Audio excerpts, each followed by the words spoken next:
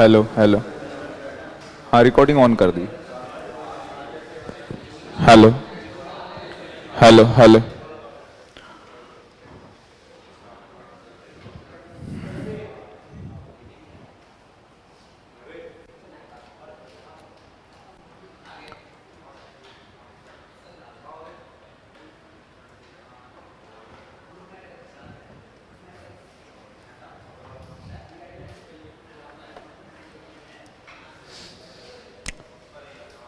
आपकी first class तो नहीं है?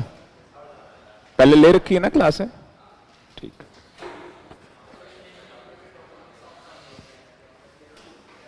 करें हम लोग स्टार्ट? स्टार्ट कर दें? असली में वेट कर रहे थे एक दो बच्चों का कि और बच्चे आ जाए। बीकॉम के एग्जाम स्टार्ट हो गए क्या? बीकॉम वाले आज है? 2 बजे के बाद होता है क्या वो? सुबह की क्लास तो बच्चा ले सकता है ना, है ना?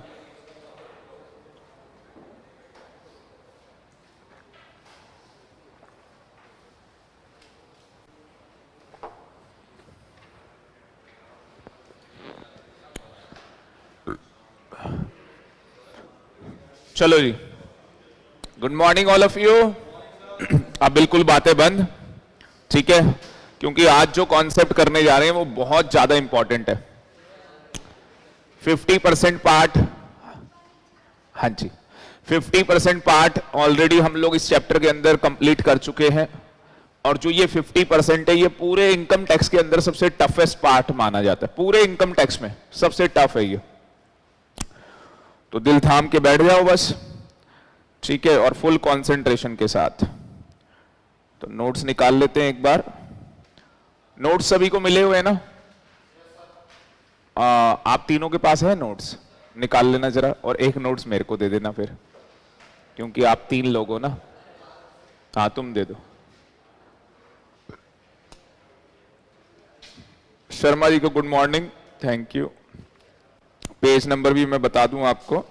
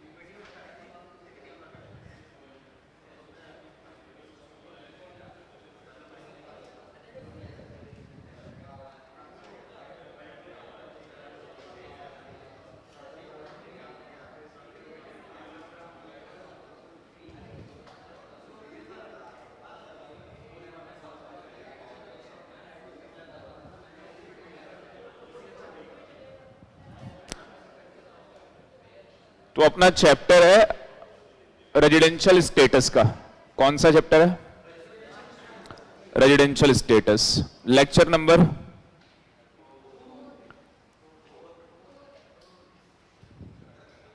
सुबह सुबह ये हाल है तो फिर, हाँ बेटा लिख लिख। लेक्चर नंबर 4 है। लेक्चर नंबर 4 नहीं, लेक्चर। चैप्टर तो 2 है ना, चैप्टर तो सेकंड है। हाँ, कोई बात नहीं। तो लेक्चर नंबर 4 है, और इस लेक्चर नंबर 4 के अंदर हम लोग सेक्शन 5, सेक्शन 7, सेक्शन 9, 3 सेक्शन करने वाले। कितने सेक्शन करने वाले? 3।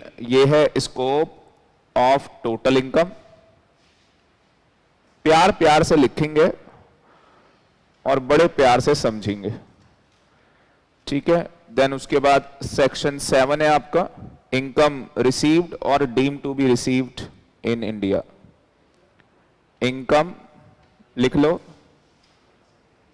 इनकम या इनकम्स रिसीव्ड और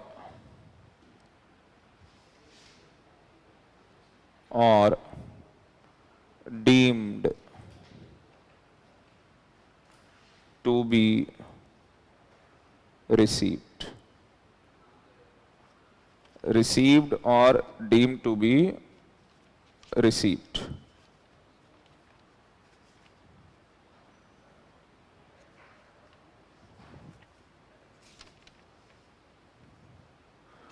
In India,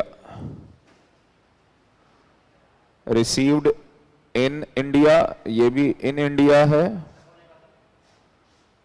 ये भी in India है और ये भी in India है। दोनों में पैसा इंडिया में रिसीव हो रहा है। और लास्ट सेक्शन 9, इनकम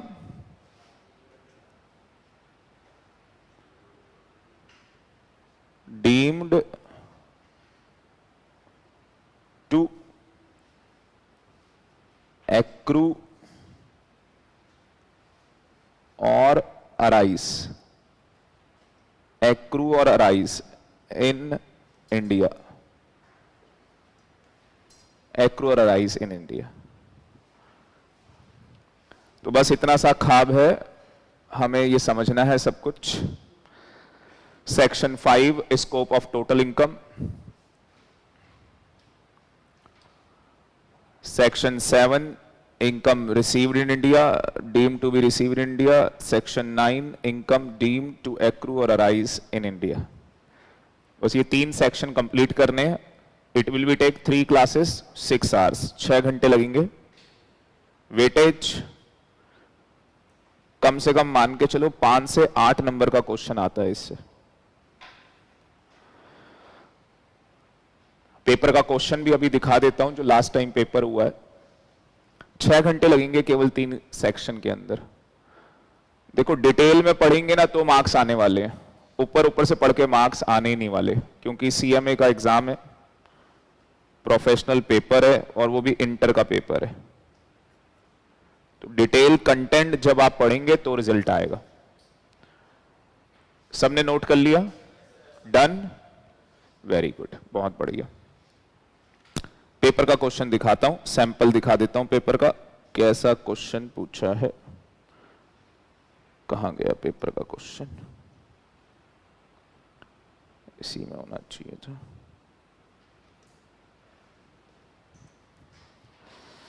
ये देख लो आपके सामने है। कब का पेपर है ये? दिसंबर 2022। इसके बाद जो पेपर होगा वो जून में होगा। मैं जून में भी आपको दिखा दूंगा कि देखो पेपर के क्वेश्चन का लेवल क्या है और आपका क्या लेवल है। ठीक है, आपको कितना बढ़िया तरीके से आता है। तो इसका क्वेश्चन दिखाता हूं आपको। ये देखो, ये बड़ा क्वेश्चन कहां गया? ये डिटरमाइन द रेजिडेंशियल स्टेटस, ये भी आया हुआ है। 2, 2 और 4 और 8 देख रहे हो आप? 8 नंबर का टोटल मिला के क्वेश्चन आया हुआ है। ठीक है, और अब ये वाले क्वेश्चन आप सारे कर सकते हो, मतलब कि इसमें आपके 2, 2 और 4 पूरे 8 नंबर आपके इसके अंदर आ जाएंगे इजीली, पूरे 8 मार्क्स। तो अभी मैं करा नहीं रहा। तो 110% चांसेस हैं कि इस बार जो पेपर जून में होगा 2023 में या दिसंबर 2023 में, ये वाला क्वेश्चन इन सेक्शन से आने वाला है। क्योंकि ये चैप्टर कितने पार्ट में? 2 पार्ट में। 50% पार्ट दिसंबर 2022 में पूछ चुके हैं, जितना आपने पढ़ लिया है। उसका 50% लास्ट टाइम नहीं आया। दोनों में से एक ही पार्ट आता है एग्जाम में। तो पिछली बार जो आपने पढ़ा था वो सारा आ चुका है। ये वाला पार्ट एग्जाम में नहीं पूछा दिसंबर में। तो पूरे आने के चांस है कि जून में आएगा, 100% आएगा। कितने नंबर का? 5 से 8 नंबर का। सर वो वाला पार्ट वो भी थोड़ा बहुत आ सकता है, 2-3 नंबर का। ठीक है, टोटल वेटेज ही चैप्टर की 8 नंबर की है, और 8 नंबर बहुत होते हैं। ठीक, दोबारा रिपीट कर दें। सेक्शन 5 करेंगे जी। सेक्शन 5 क्या है? Scope of total income. Total income का स्कोप कहां तक है? केवल इंडिया की इनकम टैक्स करेंगे या फॉरेन की इनकम भी टैक्स कर देंगे? इंडिया की इनकम तो आप समझ ही गए क्या है, जो हम इंडिया से कमा रहे हैं पैसा। जो बाहर से पैसा कमा रहे हैं क्या वो भी टैक्सेबल हो जाएगा, तो वो पढ़ना पड़ेगा। स्कोप समझ गए? स्कोप का मतलब क्या है, इंडिया की इनकम ही टैक्सेबल करोगे या फॉरेन की इनकम भी टैक्सेबल कर लोगे, तो पहले पढ़ना पड़ेगा फिर पता लगेगा। इंडिया की इनकम तो हमेशा ही टैक्सेबल होती होगी। Indian income is always taxable irrespective of residential status. Indian income always taxable. कसम खा लो। क्या कसम खानी है? इंडिया की इनकम है always taxable irrespective of residential status. हमें आपके रेजिडेंशियल स्टेटस से मतलब है ही नहीं। इंडिया की इनकम है always taxable. Indian income always taxable. Section 7, income received in India. जो पैसा आपने कहां रिसीव कर लिया? इंडिया में। फिर चाहे वो इंडियन इनकम हो फॉरेन इनकम हो, ऑलवेज टैक्सेबल। वो भी हमेशा टैक्सेबल हो जाएगा। तो ये हम पढ़ेंगे सेक्शन 7 के अंदर। डीम्ड वाला भी पढ़ेंगे और सेक्शन 9 भी पढ़ेंगे। इसमें भी डीमिंग फिक्शन है और कुछ बात कर रहा है एक्रूअल राइज की। यही सबसे खतरनाक सेक्शन है पूरे इनकम टैक्स में, सबसे खतरनाक सेक्शन सेक्शन 9। बाकी सब तो इजी है। Shall we start? तो अगर आप यहां पे देखेंगे, ये देखो सेक्शन 5 में बताया हुआ है उसने। स्टेटस क्या होगा? R and O R, R N O R और एन आर। किसके स्टेटस है ये? Individual, HUF. उसके अलावा किसी के नहीं, है ना? क्योंकि कंपनी आइदर रेजिडेंट और नॉन रेजिडेंट, कंपनी या तो रेजिडेंट होगी या तो नॉन रेजिडेंट होगी। पर इंडिविजुअल एंड एचयूएफ रेजिडेंट भी हो सकता है, नॉन रेजिडेंट भी। रेजिडेंट के बाद ऑर्डिनरी और एनओआर। तो अगर आप ऑर्डिनरी रेजिडेंट हैं, देखो क्या लिखा है, ग्लोबल इनकम इज टैक्सेबल। इसका मतलब ऑर्डिनरी रेजिडेंट की तो सारी इनकम टैक्सेबल है, फिर चाहे वो इंडियन हो या फॉरेन हो। आई का मतलब इंडियन इनकम, एफआई का मतलब फॉरेन इनकम। इसकी तो सारी इनकम टैक्सेबल है। और जो ये एनओआर है, अगर इसमें आप देखोगे तो इनकम विच इज रिसीव्ड और डीम्ड टू बी रिसीव्ड, कुछ ऐसी कहानी लिख रहा है। इसके अंदर भी कुछ कहानी ये लिख रहा है। इसका मतलब इसकी कहानी में थोड़ा झोल है, कुछ चक्कर है। नॉन रेजिडेंट में भी कुछ चक्कर है। यही चक्कर हमें समझने, ठीक है? नोट्स बनाते हैं जबरदस्त वाले।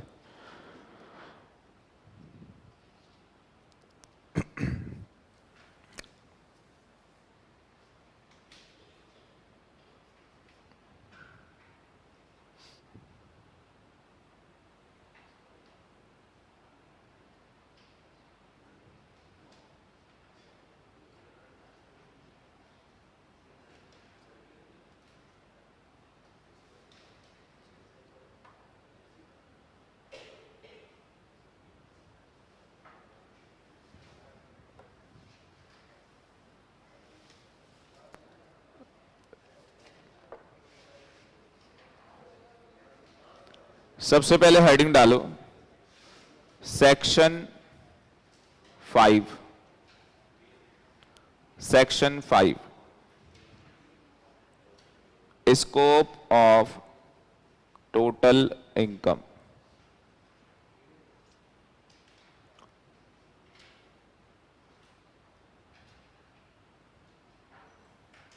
जितना अच्छा आपका आज कंसंट्रेशन का लेवल होगा उतना बढ़िया और बेटर आपको समझ में आएगा।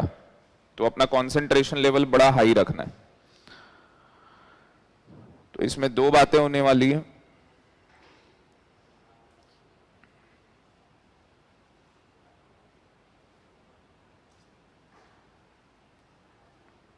एक तरफ इंडियन इनकम, इंडियन इनकम, और दूसरी तरफ फॉरेन इनकम। अभी हमें पता नहीं है इंडियन इनकम कौन सी है, फॉरेन कौन सी है, बताएंगे आपको। इंडियन इनकम जो है आपकी इनकम रिसीव्ड और deemed to be received in India. And number 2, income accruing or arising or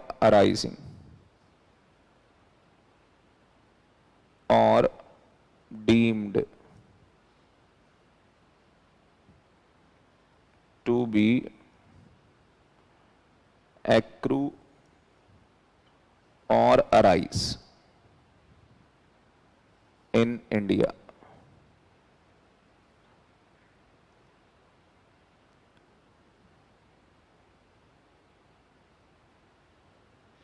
दूसरी साइड में आ जाएगा income other than Indian income. Income other than Indian income.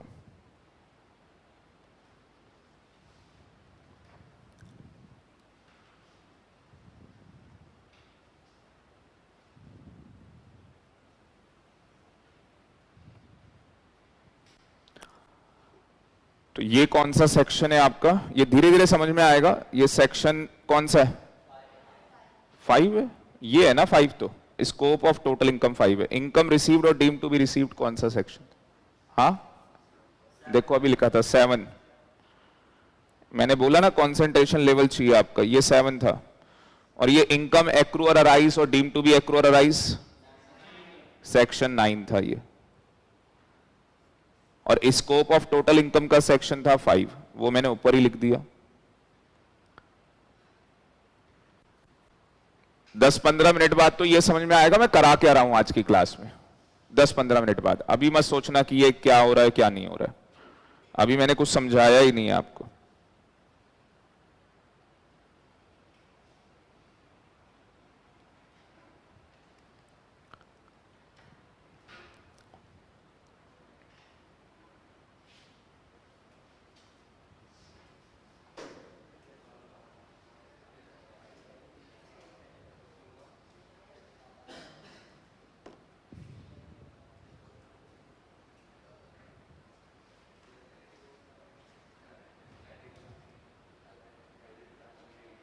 यहां तक ठीक है? लिख लिया?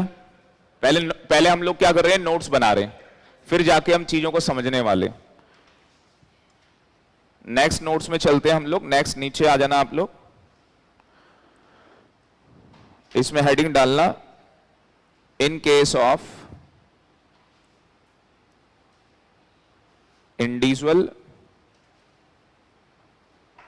Oblique HUF. इंडिविजुअल और एचयूएफ के केस में क्या होगा? तो इंडिविजुअल और एचयूएफ का रेजिडेंशियल स्टेटस क्या होगा? इंडिविजुअल एचयूएफ का रेजिडेंशियल स्टेटस क्या होगा? तो वो आपको पता है. ये टेबल बनेगी एक.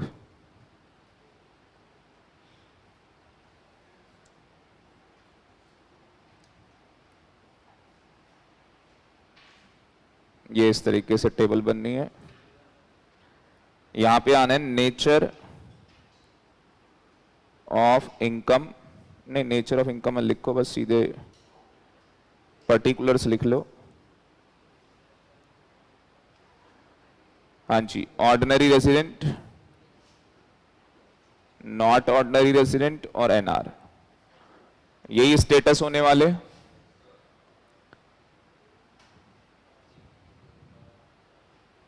तो इसमें ए लिखेंगे. A income received in India. Income received in India. तो इनकम कहां रिसीव हो रही है? इंडिया में.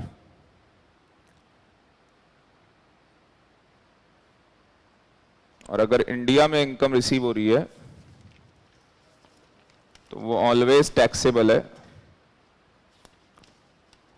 वो आपके हर केस के अंदर क्या है, टैक्सेबल है। टी का मतलब taxable.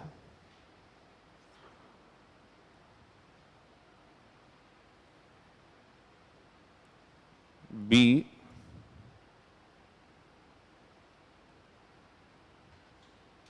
Income deemed to be received in India।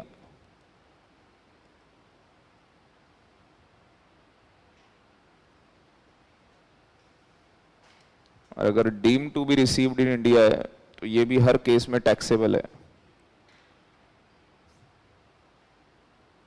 C income accrue or arise in India।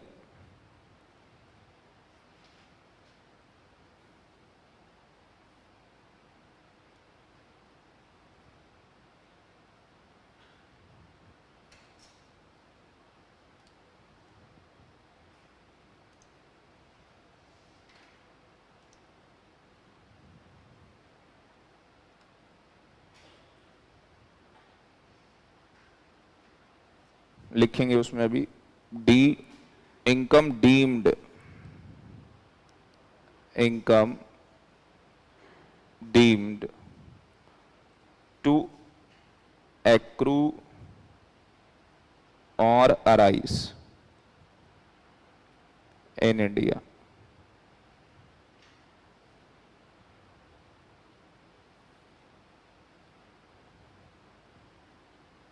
E income accrue or arise outside India from a business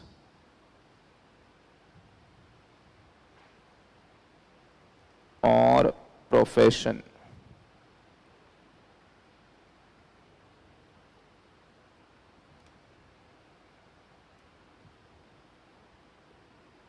which is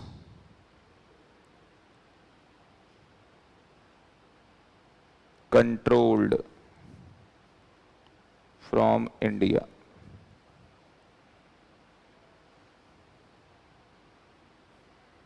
और एक लास्ट है एफ पॉइंट।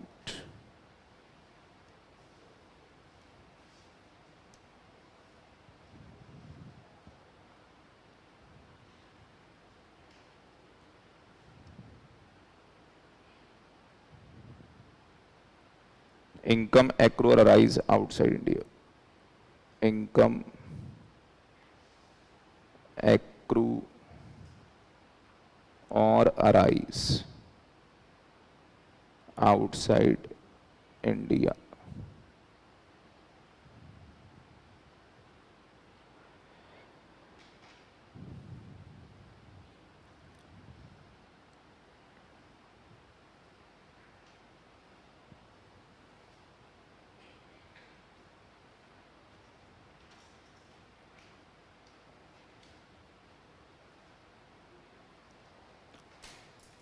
सारा ही हो गया।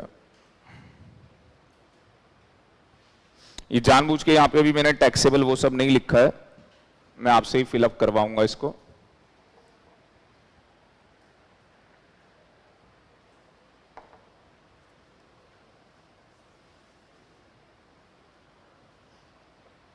कईयों ने लिख लिया सभी ने, बहुत बढ़िया।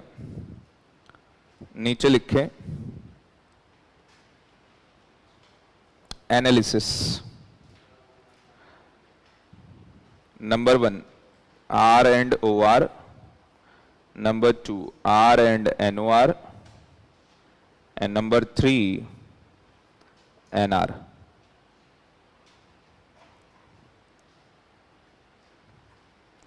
A plus B plus C plus D plus E plus F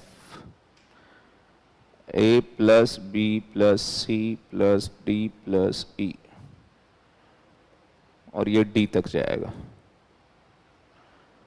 ये डी तक जाएगा।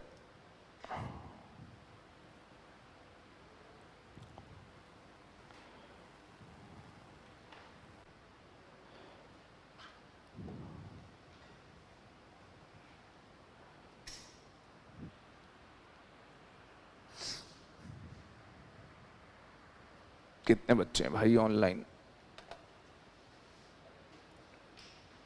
काफी बच्चे हैं।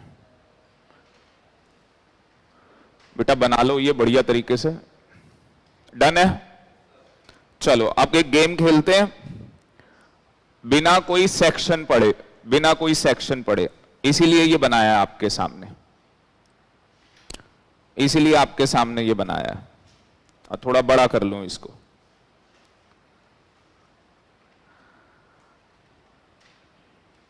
सबसे पहले अगर आप देखोगे तो क्या कह रहा है, रेजिडेंशियल स्टेटस किसका है? इंडिविजुअल और एचयूएफ का। बिल्कुल फुल कंसंट्रेशन चाहिए स्क्रीन के ऊपर, कहीं आपको देखना नहीं, कहीं कुछ सोचना नहीं। इनकम रिसीव्ड इन इंडिया, पैसा कहां रिसीव कर रहे हो? इंडिया में। जो पैसा आपने इंडिया में रिसीव कर लिया, क्या बोला मैंने? जो पैसा आपने इंडिया में रिसीव कर लिया, अब ये कह रहा है income received in India. India में जॉब कर रहे हैं लोग, पैसा कहां रिसीव करते हैं? इंडिया में। पर अगर कोई अमेरिका में काम कर रहा है, मान लो अमेरिका में काम कर रहा है, और वो गलती से पैसा कहां रिसीव कर रहा है? इंडिया में। तो वो कह रहा है कि भैया हम इसे तीनों केस में क्या कर देंगे? टैक्सेबल कर देंगे। कोई भी पैसा अगर आपने कहां रिसीव कर लिया है? इंडिया में कर लिया है, तीनों केस में टैक्सेबल कर देंगे। Income deemed to be received in India, income deemed to be received India, मतलब मान लिया जाएगा कि ये पैसा आपने कहां रिसीव कर लिया है? इंडिया में रिसीव कर लिया है। तो ये तो आपको अलग से पढ़ाएंगे, ये डीम्ड वाला अलग से पढ़ाना है। तीनों में टैक्सेबल है। ये बताएंगे कुछ ऐसी इनकम है 3-4 जिनको डीम्ड मान लिया जाता है कि ये पैसा इंडिया में रिसीव्ड है। ये पैसा कहां रिसीव्ड मान लिया जाता है? डीम्ड मान लिया जाता है। एक एग्जांपल दे देता हूं। आपने सुना होगा लोगों का पीएफ कटता है। तो एक बंदा क्या है, रिलायंस की कंपनी में काम करता है और उसका क्या कट रहा है? पीएफ कट रहा है। अब वो बंदा 20 साल के बाद रिटायर हो जाता है। रिटायरमेंट के बाद क्या मिलेगी उसे? ग्रेच्युटी मिलेगी, पेंशन मिलेगी। ग्रेच्युटी का मतलब क्या होता है? Lump sum payment. वो 80 लाख रुपए, 50 लाख रुपए हाथ में दे दिए क्योंकि आप रिटायर हो रहे हो। एक तरीके का गिफ्ट है एम्प्लॉयर की तरफ से कि 20 साल आपने हमारी कंपनी में क्या किया है? काम किया है, हमने आपका खून चूसा है, इसलिए हम आपको ये गिफ्ट दे रहे हैं। 20 साल आपने इतनी मेहनत जो की हमारी कंपनी के अंदर, तो उसका रिवॉर्ड है, उसे कहते हैं ग्रेच्युटी। और पेंशन में क्या होगा कि हर महीने वो पैसे आते रहेंगे, हर महीने। अब बंदा रिटायरमेंट के बाद कहां चला गया? दुबई, अमेरिका, वहां चला गया। अब वो बैठा कहां है? दुबई में, अमेरिका में बैठा है। वो पेंशन का पैसा कहां मिल रहा है? दुबई और अमेरिका में। कहीं मिल रहा हो, हमें उससे कोई मतलब नहीं है। ये deemed to be received in India है। क्यों? क्योंकि उसने वो सर्विस कहां दी थी? इंडिया में। तो ये डीमिंग फिक्शन आपको पढ़ाएंगे, 3-4 आइटम है। जब वो पढ़ाऊंगा फिर जाके डिटेल में समझा पाऊंगा। तीनों में टैक्सेबल हो गया, कोई दिक्कत नहीं अपने को। उसके बाद कह रहा है इनकम एक्रू और अराइज इन इंडिया। ये तो इनकम ही एक्रू और अराइज, एक्रू और अराइज का मतलब जनरेट होना। वो इनकम जनरेट ही कहां हो रही है? इंडिया में। अब आपको बोलना है अगर कोई इनकम इंडिया में जनरेट होगी तो वो इंडियन इनकम हो जाएगी। And Indian income is always taxable. Indian income is always taxable irrespective of residential status. तो ये तीनों केस में क्या हो जाएगी? टैक्सेबल हो जाएगी। बताओ, आप ही ने जवाब दिया है, आप ही ने बोला कि सर ये इंडियन इनकम हो जाएगी, और तीनों केस में टैक्सेबल हो जाएगी। पाप है इंडियन इनकम होना, पाप है। एक बार इंडियन इनकम हो गई, हर केस में टैक्सेबल, चाहे बंदा नॉन रेजिडेंट क्यों ना हो। अपने आदमी को तो छोड़ेंगे नहीं, बाहर वाले को भी लपेट लेंगे, क्योंकि तेरी इंडियन इनकम है। इनकम डीम्ड, डीम्ड का मतलब दोबारा मान गए। तू मान ना मान, हम मान लेंगे ये इनकम कहां एक्रूअलाइज हुई है, इंडिया में। इसका मतलब हम इसे भी क्या मान रहे हैं, इंडियन इनकम मान रहे हैं। हम इसको भी क्या मान रहे हैं, इंडियन इनकम मान रहे हैं। और अगर इसे इंडियन इनकम माना जा रहा है तो ये भी क्या है, ऑलवेज टैक्सेबल। ए और सी में बच्चा कह रहा है डिफरेंस क्या है। देखो ए तो क्या है, डीमिंग फिक्शन है। ए तो क्या है, अच्छा ए में सॉरी बच्चा कह रहा है ए में और सी में क्या डिफरेंस है। असली में अगर आप देखोगे तो ए में बोला है received in India. Received in India का मतलब है कि ये जो इनकम है, ब्रैकेट में लिख लें बेटा, अप्रिशिएट कर रहा हूं मैं आपको, ब्रैकेट में लिखें वेदर अर्न्ड इन इंडिया,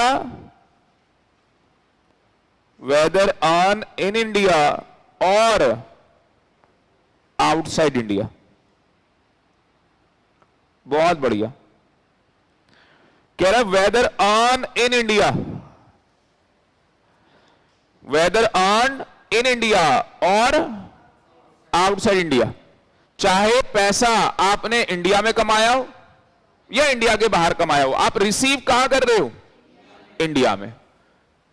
आप पैसा रिसीव कहां कर रहे हो, इंडिया में। और ये सी वाले में क्या कह रहा है कि वो एक्रूअलाइज इंडिया में ही हुआ है। इसका मतलब कि यहां पे ऐसा हो सकता है कि अमेरिका में बंदा काम कर रहा है और पैसा कहां रिसीव कर रहा है, इंडिया में। अब दोनों में डिफरेंस समझ में आ गया होगा। कुछ कॉमन है, कुछ तो इन दोनों में ए और सी में कॉमन है। और वो कॉमन क्या है, हाँ जी, इंडियन इनकम कॉमन है। वो अंदर का पॉइंट क्या कॉमन है कि सर पहले वाले में कह रहा है इंडिया में भी इनकम हो सकती है और इसमें भी कह रहा है इंडिया में हो सकती है, पर पहले वाले में कह रहा है बाहर भी हो सकती है। पर आपने गलती क्या कर दी, रिसीव आपने इंडिया में कर ली। गलती क्या कर दी आपने, रिसीव आपने इंडिया में कर ली। आपका स्टेटस है, जबरदस्त एग्जांपल, आपका स्टेटस है ऑर्डिनरी रेजिडेंट का। यहां पे ना थोड़ी कहानियां बहुत बनेंगी, जैसे जैसे बच्चों के क्वेश्चन आएंगे तो कहानियां बनेंगी। आपका स्टेटस क्या है, ऑर्डिनरी का। आपका स्टेटस एनओआर का है, आपका स्टेटस एनआर का है। आपने जो फॉरेन कंपनी है, फॉरेन कंपनी का मतलब बाहर की कंपनी है, उसकी कंपनी के आपने शेयर्स खरीदे, खरीद सकते हैं। किसने खरीदे हैं, ऑर्डिनरी रेजिडेंट है। वो कंपनी क्या पे कर रही है, डिविडेंड। कंपनी डिविडेंड दे रही है। आपको नहीं लग रहा बाहर की कंपनी है, डिविडेंड दे रही है, फॉरेन इनकम नहीं है, फॉरेन इनकम है ना। पर ऑर्डिनरी के लिए तो पाप है, चाहे इंडियन हो चाहे फॉरेन हो, ऑर्डिनरी बनना ही पाप है। हर केस में टैक्सेबल है। Ordinary resident, global income is taxable. Ordinary की तो क्या है, ग्लोबल इनकम टैक्सेबल है भाई। अगर तू ऑर्डिनरी है तो पाप कर लिया तूने। जितने बड़े लोग हैं वो अपना स्टेटस ऑर्डिनरी नहीं रखते, क्यों, वो इंडिया से बाहर चले जाते हैं। उनको पता है जो इंडिया में कमा रहे हैं वो तो सरकार ने हमसे टैक्स लेना ही है, उसको तो छोड़ेगी नहीं। और जो पैसा बाहर कमा रहे हैं उसे भी लपेट लेगी, क्योंकि ऑर्डिनरी में क्या बोला है, global income is taxable whether Indian और फॉरेन। तो इसलिए वो लोग क्या करते हैं, बाहर चले जाते हैं। और जब बाहर जाते हैं तो क्या प्लानिंग करते होंगे कि स्टेटस क्या रहे, एनओआर का। एनओआर का स्टेटस कैसे रहेगा वो आपको पता ही है, बेसिक कंडीशन है ना, बेसिक कंडीशन है। उसमें से हम क्या करेंगे, बस एक ही सेटिस्फाई करेंगे, दूसरी सेटिस्फाई नहीं होने देंगे। वो आपको पता ही है कैसे करना है, क्या करना है। अभी मेरा मुद्दा वहां पे नहीं है क्योंकि वो आपको अच्छे तरीके से आते हैं। अभी मेरा मुद्दा यह कि बंदे ने स्टेटस क्या बना लिया अपना, एनओआर का। बंदे ने अपना एनओआर का स्टेटस बना लिया। अब बताओ फॉरेन कंपनी से क्या मिल रहा है, शेयर्स के ऊपर डिविडेंड मिल रहा है, तो क्या वो पैसा टैक्सेबल होगा? टैक्सेबल होगा। इंडिया, हाँ, ये लड़का दिमाग चला रहा है और आप में से भी कुछ लोग दिमाग चला रहे हैं। अगर ये पैसा रिसीव कहां कर ले? इंडिया में। देखो मैं लिखता हूं यहां पे, वो आपने जो लिखा ए, अब मैं ए फॉर एप्पल वाला ही लिखूंगा। ए क्या है? इनकम रिसीव्ड इन इंडिया, तो टैक्सेबल कर दूंगा। बी में ये आएगा नहीं, ये डीम्ड में नहीं आता। डीम्ड में क्या है? स्पेसिफिक है वो मैं आपको बताऊंगा, 3-4 लोग हैं वो। चौथा क्या था? Income accrue or arise in India, sorry चौथा कह रहा हूं, सी क्या था? Income accrue or arise in India, वो तो हुई नहीं, वो तो है ही नहीं। डी केस में, डी केस क्या था? Income deemed to accrue or arise in India, deemed भी नहीं मानी जाएगी ये, इसको डीम्ड में भी नहीं लेंगे। जबरदस्ती है क्या? फॉरेन की कंपनी है, मतलब फॉरेन की कंपनी है, उसके ऊपर शेयर मिल रहा है। ई में क्या था? ये तो बिजनेस और प्रोफेशन वाला था। और ई एफ वाला था जो कि आउटसाइड इंडिया ही क्या हो रही है? एक्रूअर अराइज हो रही है। और रिसीव भी कहां हो रही है? बाहर ही हो रही है, रिसीव भी बाहर हो रही है, एफ वाली। तो क्या वो फॉरेन इनकम है? यस। तो क्या वो एनओआर में टैक्सेबल होगी क्या? नहीं, तो नॉट टैक्सेबल। और एनआर में तो टैक्सेबल होनी नहीं। अब आपको एक चीज समझ में आ गई है, सर ने क्या करना है? ए केस आपको बोलना है, मैं बोलूंगा ए केस है, तो आप कहोगे सर सम में टैक्स लगा दो। ए केस है, सम में टैक्स लगा दो। बी, सम में टैक्स लगा दो। सी, सम में टैक्स लगा दो। ये जहां जहां डीमिंग वाले हैं ना, उसके लिए आप थोड़ा सा वेट करेंगे। डीमिंग फिक्शन के लिए आप थोड़ा सा वेट करेंगे, उसमें टाइम लगेगा, वो समझाना पड़ेगा आपको। ठीक है, तो डीम्ड वाले को अभी हम छोड़ रहे हैं। डीम्ड वाले को तो क्या है, तुम मानो या ना मानो, हम मान रहे भाई, तू मान ना या मान, तू है हमारा मेहमान, हम तुझे कर देंगे टैक्सेबल। डीम्ड वाले को बस अभी छोड़ दो। आपकी क्लास में एक चीज बहुत बढ़िया है कि बच्चे सोच रहे हैं, वरना बच्चा क्या है, बस आके बैठा हुआ है, क्लास होगी चलो जी निकल लेंगे। सोचना बहुत जरूरी है, और जितने बच्चे सोच रहे हैं वो सीख रहे हैं। जो सीखेगा वही एग्जाम फोड़ेगा। फोड़ना है? हाँ सर, तो एग्जाम वही फोड़ सकता है जो भाई सीखेगा। अब एक का मेरे पास मैसेज आया था कि सर मेरी ना लेक्चर 3rd मिस हो गया। मेरा लेक्चर 3rd क्या हो गया? मिस हो गया। मैंने उसको शेयर कर दिया लेक्चर।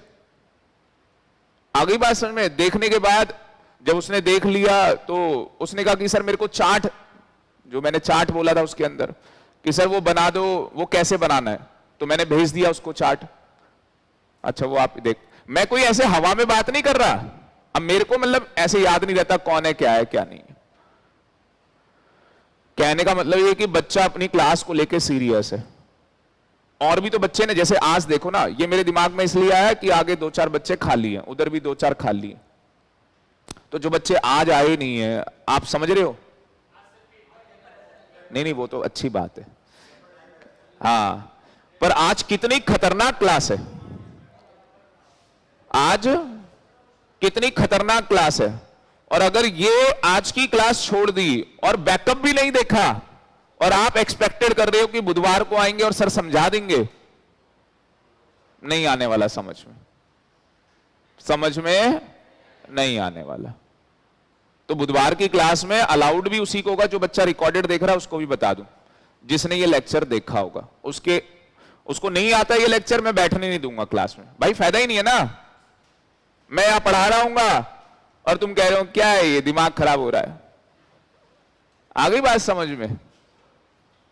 तो भैया पढ़ के आना पड़ेगा इसको, आज जो करवा रहे हैं। आप देख रहे हो टाइम कितना लग रहा है, पहले हम कुछ लिख रहे हैं, फिर हम समझ रहे हैं, बहुत टाइम लगेगा। अभी 6 घंटे में ये समझ में आने वाला है सारा, ये सारा खेल 6 घंटे में समझ में आने वाला है। चलो मैं एक अच्छी चीज आपको थोड़ी सी दिखा दूं और बीच में, एक ब्रह्मास्त्र मैंने इसका बना रखा है, वो मैं कल की क्लास में आपको प्रिंट आउट दूंगा उसका, वो कल की क्लास में मिलेगा। पता नहीं, मेरे को लग रहा है यहां पे नहीं है वो मेरे को वैसे करके निकालना पड़ेगा।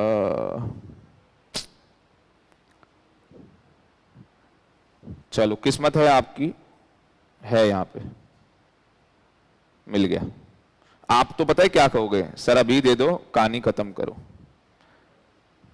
ये देख रहे हो आप क्या बना रखा है मैंने, रेजिडेंशियल स्टेटस, नीचे से दिखाता हूं। अब कौन सी इनकम है? सैलरी की इनकम है। क्या लिखा है? Received in India, whether earn in India और आउटसाइड इंडिया, तीनों में टैक्सेबल हो गई। आपको पता है क्या पता है? ए, कि ये जो ए में लिखा था ना, सर ने बोला था इनकम रिसीव्ड इन इंडिया, अगर पैसा इंडिया में रिसीव कर लिया, चाहे वो इंडिया में अर्न किया हो चाहे बाहर, पाप है, ऑलवेज टैक्सेबल। कह रहा है salary received outside India, service कहां रेंडर्ड की है? इंडिया के बाहर, मतलब कि आपकी जॉब अमेरिका में है, जॉब कहां है आपकी? अमेरिका में, तो आप सर्विस कहां रेंडर कर रहे हैं? अमेरिका के अंदर, और पैसा रिसीव भी कहां कर रहे हैं? क्या मुझे बताओ, आपने सीएमए किया, सीएमए करने के बाद आपके पास फॉरेन कंपनी का ऑफर आ गया और आप ऑस्ट्रेलिया में जाके उस कंपनी में काम करने लग गए। आप ऑस्ट्रेलिया में जाके उस कंपनी के अंदर क्या करने लग गए? काम। अब पता है क्या होगा, आप किसी को ये बात बोलोगे ना, एक मिनट मेरे को लग रहा है ये डबल डबल खुला हुआ है, आप किसी को ये बात बोलोगे ना, वो कहेगा पागल है कि आपने सीएमए किया है और आपको फॉरेन की कंपनी ऑस्ट्रेलिया में अपनी जॉब में रख रही है, आपको सैलरी दे रही है। पागल है, कंपनी क्यों रखेगी जब इंडिया से कोई लेना देना नहीं, कोई काम नहीं। तो आज आपको एक चीज बता दूं, प्रोविजन है ट्रांसफर प्राइसिंग के, ट्रांसफर प्राइसिंग सेक्शन 92, किसके प्रोविजन है? ट्रांसफर प्राइसिंग के प्रोविजन है सेक्शन 92। तो ये जो ट्रांसफर प्राइसिंग के प्रोविजन होते हैं ना, उसके अंदर सीएमए का बहुत बड़ा काम है। सीएमए का क्या है? बहुत बड़ा काम है। क्या काम है सीएमए का बहुत बड़ा? इन्वेंट्री, इन्वेंट्री की वैल्यूएशन करना। क्या करना? इन्वेंट्री की वैल्यूएशन करना। और अगर इन्वेंट्री की वैल्यूएशन आपने कर रखी है, तो आपको पता है एक सेक्शन है 142(2)(a), 142(2)(a), ध्यान से सुनना मेरी बात को। जो बाहर कंपनीज हैं उनकी कोई ना कोई कनेक्शन होंगे यहां पे इंडिया के अंदर, इंडिया में कोई ना कोई वो बिजनेस कर रहे होंगे, और हो सकता है कि वो इंडिया में ज्यादा रेट में माल भेजें। ज्यादा रेट में माल भेजेंगे, उससे क्या होगा कि जो यहां पे बंदा इनकम अर्न करेगा उसका प्रॉफिट कम हो जाएगा। भाई जितने ज्यादा रेट पे माल आएगा उतना यहां पे प्रॉफिट कम नहीं हो जाएगा, और जितना प्रॉफिट कम हो जाएगा उतना टैक्स कम लगेगा। भाई यहां पे 2 लाख का माल है, आप दिखा दो कि 5 लाख का भेजा है, तो इनकम कितने से कम हो जाएगी? 5 लाख से। टैक्स कितने से कम हो गया? 5 लाख से। 5 लाख से टैक्स कम हो गया। और अगर ये कौन सी कंपनी है? ये तो इंडियन कंपनी है। इंडियन कंपनी को कितना टैक्स देना होता है? 30%। 5 लाख का 30% कितना? 1.5 लाख रुपए। एक कंपनी टैक्स इवेजन करेगी 1.5 लाख का, ऐसे पता नहीं कितनी कंपनियां इंडिया में जो बाहर से माल खरीदती होंगी। अगर वो सारी कंपनियां टैक्स की चोरी करने लग गई तो सरकार तो बेचारी लुट जाएगी, चौराहे पे कटोरा लेके खड़ा होना पड़ेगा बेचारी सरकार को। ऐसे हालात हो जाएंगे सरकार के। एक आदमी चाहिए जिसको इन्वेंट्री की वैल्यूएशन करनी आती हो।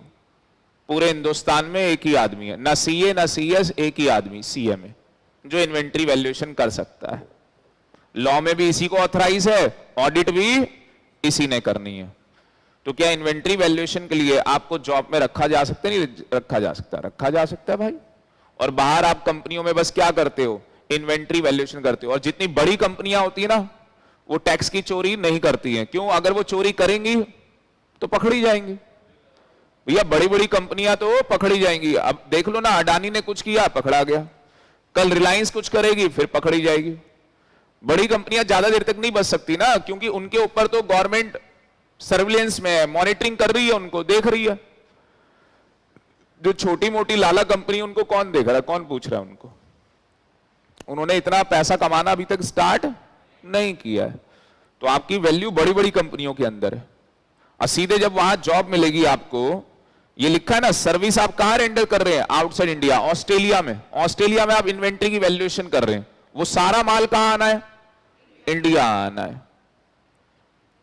और सैलरी आप कहां रिसीव कर रहे हैं, और जबकि आप हैं क्या, इंडियन सिटीजन। आप इंडियन सिटीजन है, जबकि आप भी बड़े चालू है, आपने टैक्स पढ़ा हुआ है, तो आप क्या कर रहे हो, एनओआर का स्टेटस, एनआर का स्टेटस। अब बच्चे को बोलना चाहिए सर मैं तो जॉब कर रहा हूं, तो मैं तो पूरे साल ही क्या रहता हूंगा, बाहर रहता हूंगा। यस और नो, आप तो पूरे साल क्या रहते होंगे, बाहर। आपको नहीं लग रहा आप नॉन रेजिडेंट, आपका स्टेटस क्या बन जाएगा, नॉन रेजिडेंट का बन जाएगा, और वो इनकम आपकी जो सैलरी की इनकम है वो टैक्सेबल नहीं होगी। क्या आप टैक्स बचा गए, नहीं बचा गए। और अगर मान लो आप कॉन्ट्रैक्ट बेसिस पे काम कर रहे हो, अगर आप कॉन्ट्रैक्ट नहीं, मान लो कि सरकार आपको कहती है कि जाओ, आपका नाम क्या है, मणिकांत, मणिकांत को कहती है मणिकांत आप जाओ और बाहर इसकी इन्वेंट्री ऑडिट करके आओ, इस कंपनी की, इस कंपनी की क्या है, इन्वेंट्री ऑडिट करके। और ये कंपनी तुम्हें मना नहीं कर सकती, क्यों, इसकी सब्सिडी कंपनी कहां है, इंडिया में। मना करेगी तो हम इसकी सब्सिडी बंद करवाते हैं। आगे बात में इसके बच्चों को जीने नहीं देंगे, इसके बच्चे की सुपारी हमारे पास है, इसके बच्चे की मतलब गर्दन में हमने वो चाकू रखा हुआ है, मना करे यही काट देंगे, कहानी खत्म।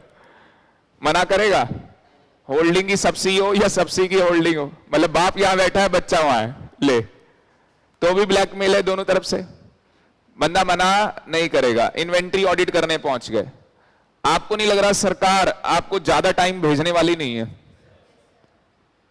वो आपको ऑर्डिनरी रहने देगी। 182 डेज, पता है ना 182 डेज, वो तो आपके टच करवाएगी करवाएगी। 6 महीने से ज्यादा बाहर जा नहीं पाओगे, क्योंकि उसको पता है अगर चले गए तो आपने सर्विस रेंडर्ड आउटसाइड इंडिया की है।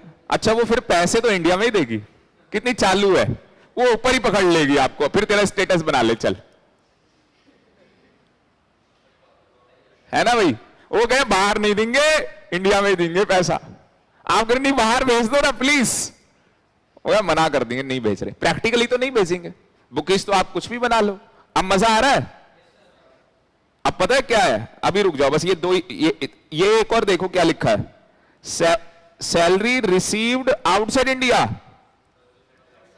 पर सर्विस कहां रेंडर की है, आप पागल हो जाओगे एग्जांपल सुन के। मारुति सुजुकी, सुजुकी क्या है, जापान की कंपनी है। अब जापान का एम्प्लॉई इंडिया में आया, कहां, मारुति कंपनी में। अब मारुति में आके या सुजुकी में आ गया, मारुति सुजुकी अलग अलग है। हाँ, सुजुकी क्या करती है, कार बनाती है, मारुति क्या करती है,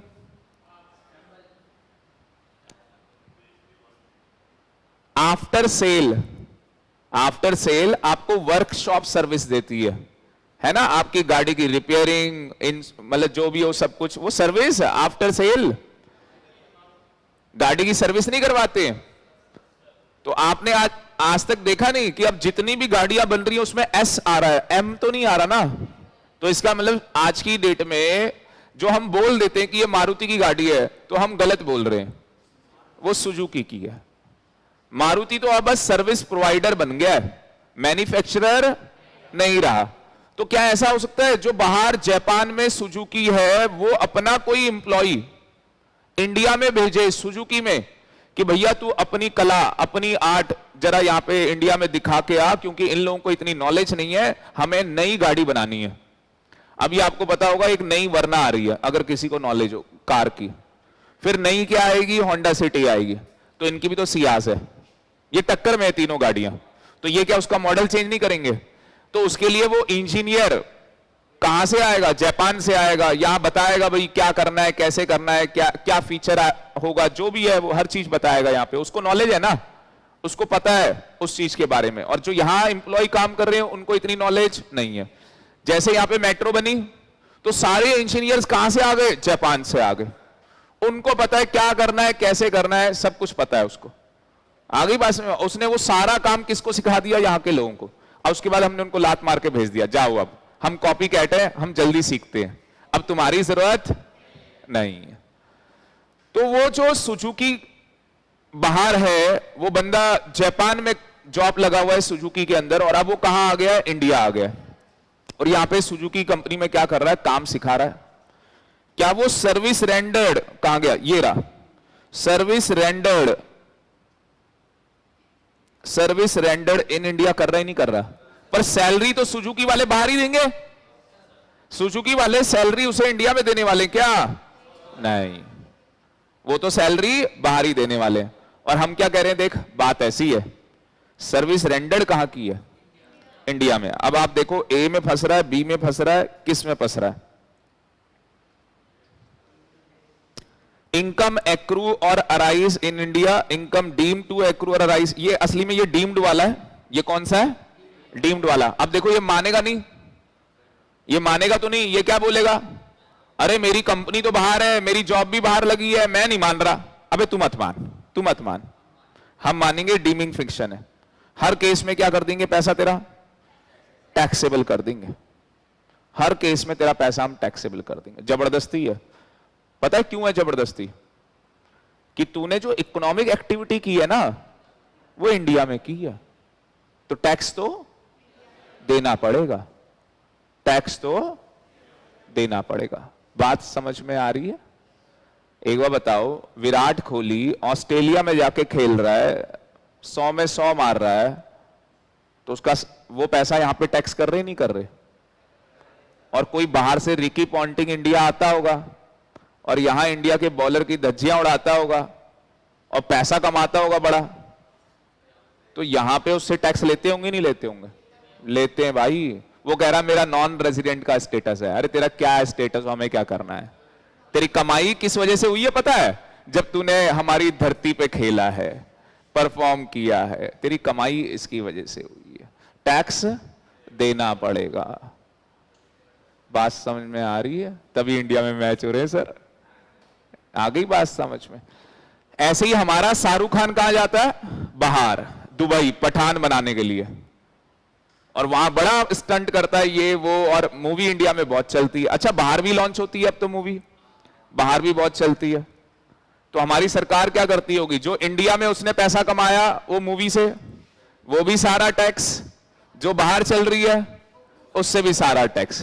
वो कहे जी नहीं दूंगा, मैंने तो बाहर दिखाई, वो हमारे लोग भी नहीं थे, फिरंगी थे जिन्होंने मूवी देखी। सुन तू तो हमारा आदमी है ना, यस सर नो।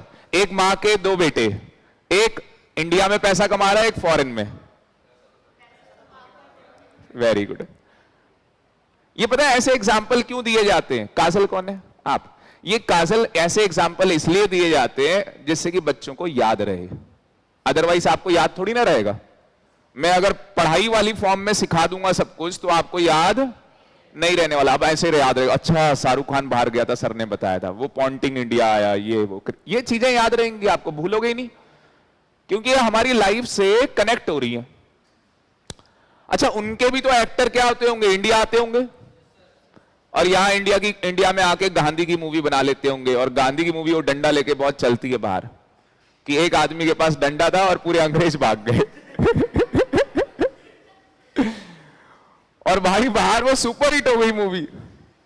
तो पैसा जो कमाया वो कहां से, इंडिया की वजह से। पर इसके लिए एग्रीमेंट बना हुआ है कि अगर आप फिल्म्स के ऊपर पैसा कमा रहे हैं तो हमने आपके शाहरुख खान से टैक्स नहीं मांगा, तो तुम गांधी के ऊपर मत मांगो।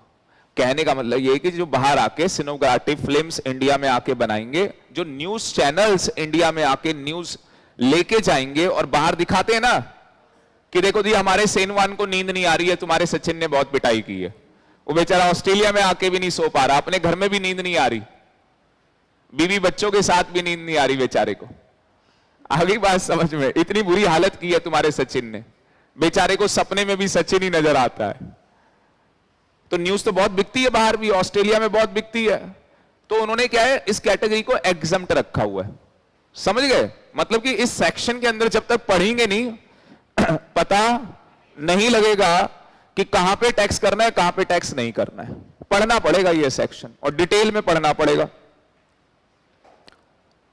पर ये ब्रह्मास्त्र आपको ज्यादा अच्छा लग रहा होगा। ये देखो डिविडेंड वाला देख रहे हो, 2 कंपनी से डिविडेंड मिल सकता है, डोमेस्टिक और फॉरेन। भाई अपनी कंपनी है, तू स्टेटस कोई सा बना ले, तीनों में टैक्सेबल कर देंगे। अच्छा फॉरेन है, एक में टैक्सेबल, इन दो में नॉन टैक्सेबल। यही था या नहीं था? तो शेयर किसके खरीदने हैं? फॉरेन कंपनी के। और अपना स्टेटस क्या रखना है? Not ordinary resident, NOR. India की कंपनी के शेयर खरीदने ही नहीं। बड़े जैसे ही आप बड़े हो जाओ, थोड़े ज्यादा पैसे कमाने लग जाओ, तो इंडिया की कंपनी के जितने शेयर हो सारे बेच डालो और उससे फॉरेन की कंपनी के शेयर खरीदेंगे। और फॉरेन की कंपनी को क्या बोलेंगे? इंग्लैंड में ही हमारा क्या है? बैंक अकाउंट है, वहीं पैसा डाल देना। क्योंकि अगर हम गलती से इंडिया में लिया है ना, तो इंडिया में पैसा लाना पाप है, नदी किनारे सांप है। ये भाई साहब टैक्स ले लेंगे, ये टैक्स ले लेंगे, इसलिए हम इंडिया में पैसा लेके नहीं आएंगे। बाकी जो बंदा मैरिड होगा वो वहां रिसीव कर नहीं पाएगा, क्योंकि यहां वाइफ परेशान करेगी, कहेगी कौन है वहां जो पैसा वहीं डलवा लेते हो। ठीक है, पैसा यहां आ गई। वाइफ ज्यादा ध्यान रखती है पैसे का, कि आदमी की महीने की इनकम इतनी हो रही है तो कितने खर्चे हो रहे हैं, एक्स्ट्रा खर्चा कहां है। वो एक पता नहीं किसी में बता रहे थे कि अक्षय कुमार कह रहा था मेरा महीने का खर्चा 3,000 रुपए, ऐसा कुछ बता रहा था वो। 10,000 3,000 रुपए बस मैं खर्च करता हूं, किसी शो के अंदर बता रहा था। चलो आप पढ़ने वाले बच्चे हो, आप कोई शो नहीं देखते, ठीक है। तो ये हमने खेल जो रचा है, ये हमने बनाया है। ये क्यों बनाया ये टेबल, ये समझ में आया कुछ? ये टेबल हमारी बहुत हेल्प करने वाला है, बहुत ज्यादा हेल्प, इतनी हेल्प करने वाला है कि आप सोच ही नहीं सकते। दोबारा आ जाते हैं। इनकम रिसीव्ड इन इंडिया, तीनों में टैक्सेबल। सर डीम्ड तो हम पढ़ेंगे, डीम्ड तो हम पढ़ेंगे। उसके बाद इनकम एक्रू और अराइज इन इंडिया। अब जब एक्रू और अराइज इन इंडिया है तो वो तो इंडियन इनकम है, कहानी खत्म। डीम्ड टू एक्रू और अराइज इन इंडिया, उसको भी इंडियन इनकम मान रहे हैं, टैक्सेबल कर रहे हैं। और ये क्या लिख दिया? इनकम एक्रू और अराइज कहां हो रही है? इंडिया के बाहर। अगर इंडिया के बाहर हो रही है तो भाई ये फॉरेन इनकम नहीं है क्या? तो ये तो फॉरेन इनकम है। पर इसमें जो कंट्रोल है बिजनेस और प्रोफेशन का, वो कहां से है? इंडिया से। भाई यहां भी टैक्सेबल, यहां भी टैक्सेबल, नॉट टैक्सेबल। अगर आपके बिजनेस का कंट्रोल इंडिया से है, आपका स्टेटस भले ही एनओआर का है, तो भी हम टैक्सेबल कर देंगे। तो भी फॉरेन इनकम, देखो इसमें तो फॉरेन इनकम टैक्सेबल होनी थी, ऑर्डिनरी के अंदर तो टैक्सेबल होनी थी, पर इन्होंने एनओआर में भी फॉरेन इनकम टैक्सेबल कर दी है। एनओआर के अंदर भी फॉरेन इनकम क्या कर दी है? टैक्सेबल कर दिया है। आपको बाहर इन्वेंट्री ऑडिट मिल गई, आप इन्वेंट्री ऑडिट करने गए और आपने पैसे जो मिले आपको मान लो 60 लाख रुपए आपको मिले, 60 लाख रुपीस आपको इन्वेंट्री ऑडिट का मिल गया। चाहे आपका स्टेटस एनओआर का हो, चाहे वो पैसा क्या हुआ हो, बाहरी, वो कह रहे ना एक्रू और अराइज बाहर हुआ है, पर आपका जो बिजनेस और प्रोफेशन क्या है, वो सेटअप तो इंडिया है ना। आप प्रैक्टिसिंग सीएमए हो, कॉस्ट मैनेजमेंट अकाउंटेंट्स प्रैक्टिस करते हो आप, तो आपका सेटअप तो इंडिया ही है ना, और डिग्री तो इंडिया से ही मिली है, ऑफिस तो यही होगा लक्ष्मी नगर में या कहीं पे भी। आ गई बात समझ में? तो उस केस में क्या बोल दिया? टैक्सेबल हो जाएगा। और अगर तुम इतने बाहर रहोगे ना एनआर की तरह, तो बीवी छोड़ देगी तुम्हें। आ गई बात समझ में? ये कहानी है। और आगे देखो क्या है, इनकम एक्रू और अराइज ही कहां हो रही है? तो ये कौन सी इनकम है? यहां पे टैक्सेबल होगी, नॉट टैक्सेबल, नॉट टैक्सेबल। सारा कर लिया बेटा आपने, उतार लो अब इसे।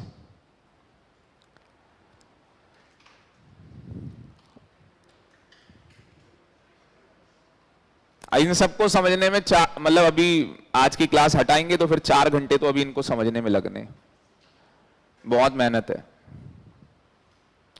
बहुत ज्यादा।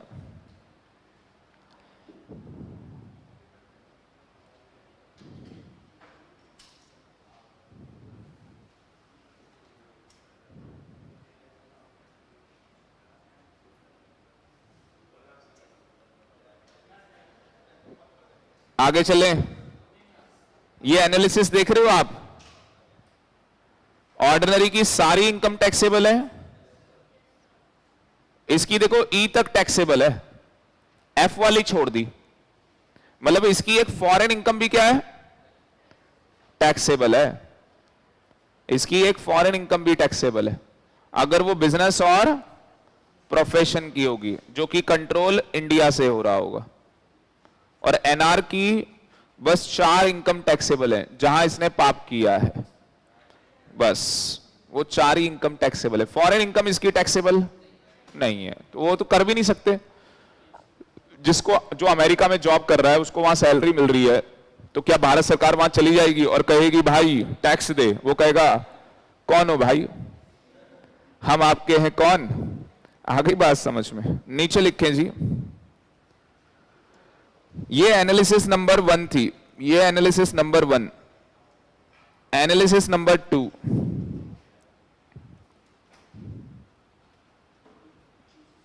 Analysis number 2। और जो नंबर 2 है उसमें एक टेबल बनानी है,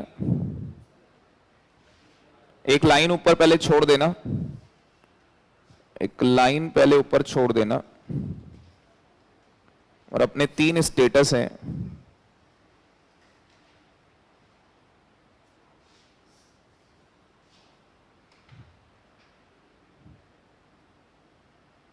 इसमें लिखना टैक्सेबिलिटी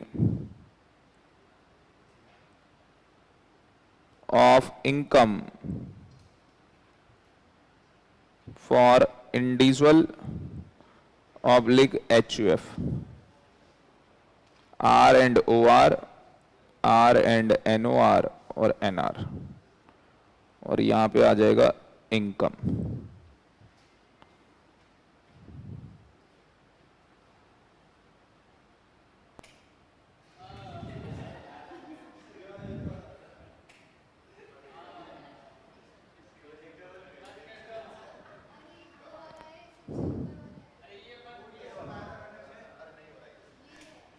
बस रहने दे, नहीं हो रहा तो अब क्या करें?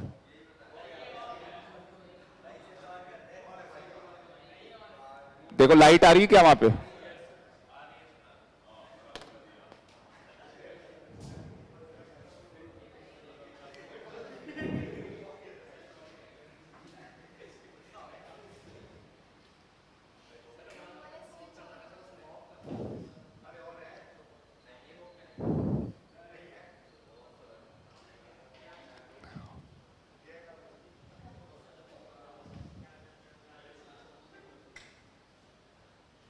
आ जाएगा, आ जाएगा, आ रहा है, ऐसा लग रहा है।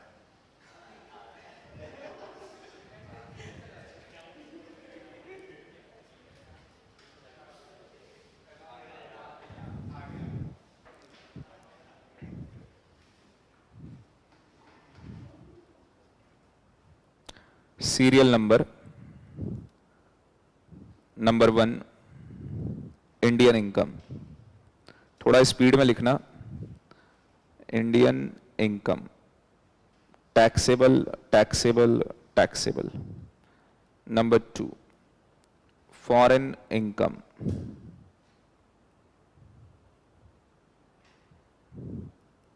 इनकम फ्रॉम बिजनेस और profession, controlled oblique setup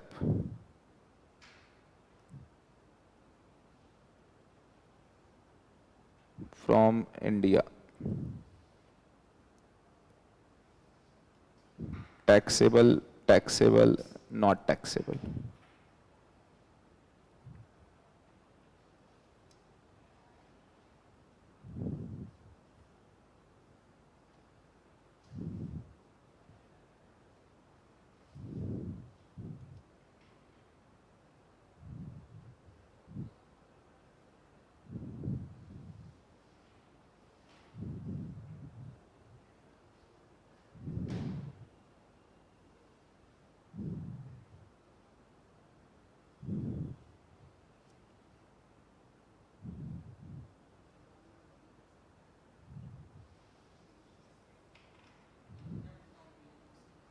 income from business और profession, control setup from India. Other foreign income, other foreign income, taxable, not taxable, not taxable.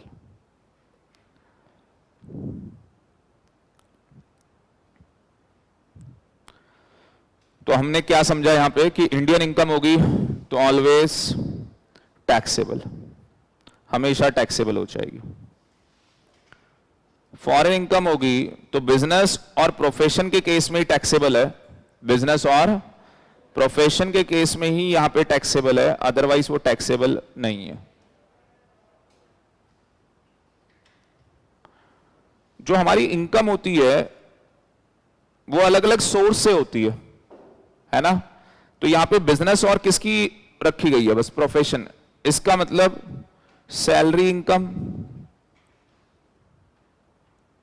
House property की इनकम,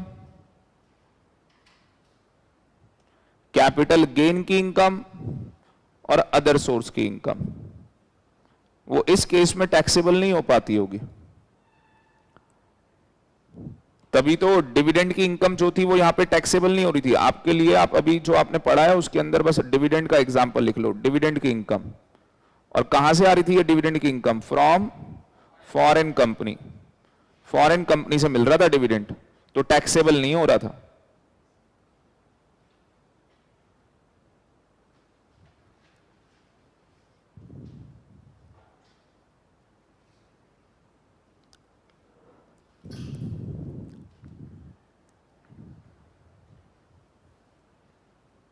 हिमांशु कह रहा है सर एक बार दोबारा बता दो। बेटा रिपीट होगा सब कुछ, चिंता मत करो बस आप।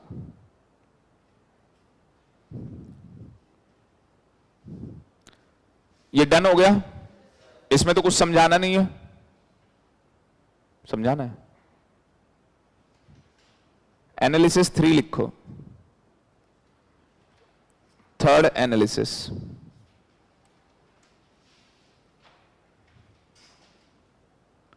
Taxability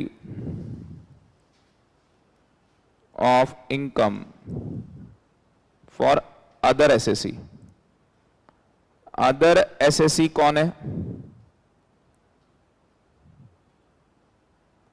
like company, partnership firm, LLP,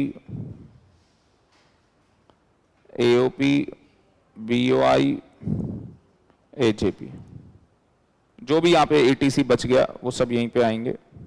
same ऐसा ही टेबल बनेगा, सेम ऐसा ही टेबल बनेगा, तीनों आ जाएंगे यहां पे।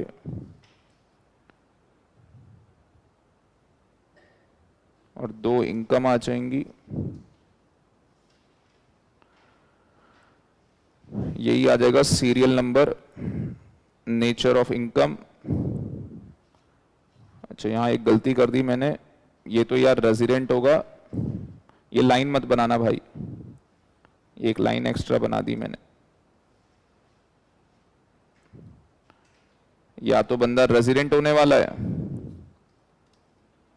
या नॉन रेजिडेंट होने वाला है। Resident, non resident. Number 1 Indian income, अगर इंडियन इनकम हुई तो टैक्सेबल, टैक्सेबल। और अगर फॉरेन इनकम हो गई तो यहां पे तो टैक्सेबल है, यहां नॉट टैक्सेबल। क्यों?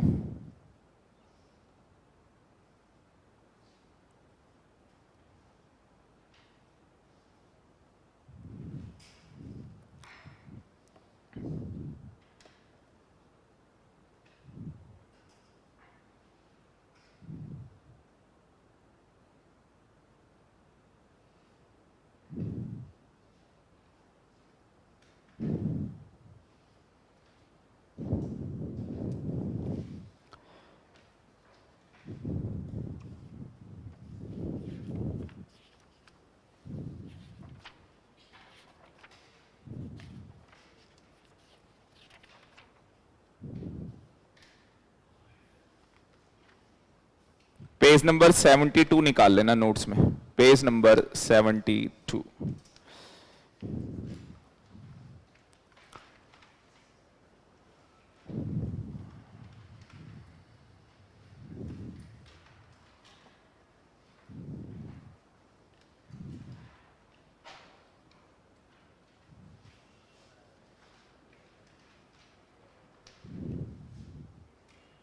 यही पेज है। तो अगर आप देखेंगे अब जाके हम लोग क्या है, सेक्शन 7 स्टार्ट कर पा रहे हैं। अभी तक जितना करवाया वो क्या था, सेक्शन 5। वो सेक्शन 5 था अभी तक। सेक्शन 5 में ये सिखाया आपको कि Indian income is always taxable irrespective of residential status. Foreign income, देखो अब लिखना मत प्लीज, मैंने इसमें आपको बस ये सिखाया कि अगर आपकी इंडियन इनकम होगी ना, चाहे स्टेटस आपका ऑर्डिनरी हो, एनओआर हो या एनआर हो, तीनों केस में टैक्सेबल कर दूंगा, ये सिखाया।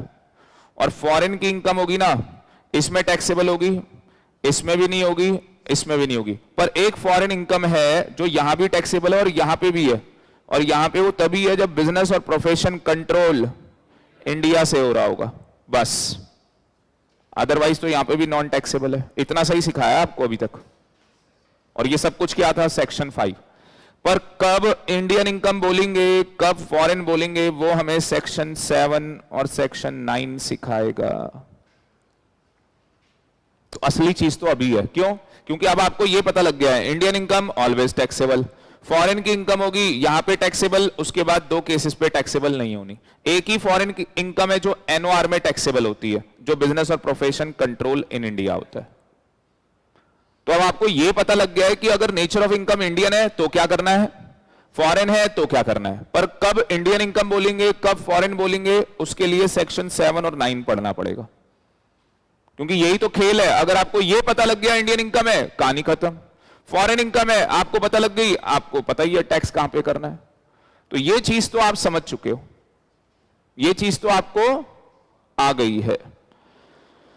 तो अब चलते हैं सेक्शन 7 में और पहले पढ़ लेते हैं, फिर नोट्स बाद में बनाएंगे। पहले पढ़ लेते हैं, फिर नोट्स बाद में बनाएंगे। देखो क्या कह रहा है section 7, income received in India. अब बोलोगे ए, और जैसे ही मैंने ए बोला आपको पता लग गया तीनों में टैक्सेबल है।